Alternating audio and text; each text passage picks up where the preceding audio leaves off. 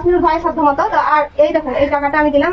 তো খুবই তো মানসির অবস্থাটা বুঝতেই পারছো বন্ধুরা তোমরা, যে এখানে ঘুমান আর এখানে থাকেন কিরকম অবস্থা। মাসি একটু চাহিন দিয়ে খায় চেয়েছিতে। তো মাসিকে আমি একটু কিছু হেল্প করতে চাই। তো সবকিছুই কিন্তু আমার জন্য না, সবকিছুই কিন্তু কাশ্মীরুল দাদা মানে ভাইয়ের জন্য। তো মানে কাশ্মীরুল ভাইয়ের মা ইন্তেকাল করেছে কিছুদিন হয়েছে। তো সেই উদ্দেশ্যে আমাকে কিছু সাহায্যের জন্য হাত বাড়িয়েছিল, যে অসহায় মানুষের মুখে খাবার তুলে দেওয়ার জন্য।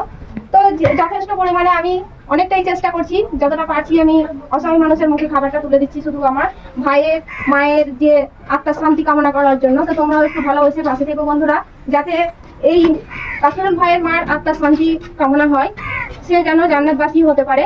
সেই উদ্দেশ্যে আমি এই জিনিসগুলো কাকিমার হাতে তুলে দিচ্ছি। এই কাকিমা কিন্তু আমি এই জিনিসগুলো তুলে দিচ্ছি, আপনি কিন্তু এগুলো নিবেন।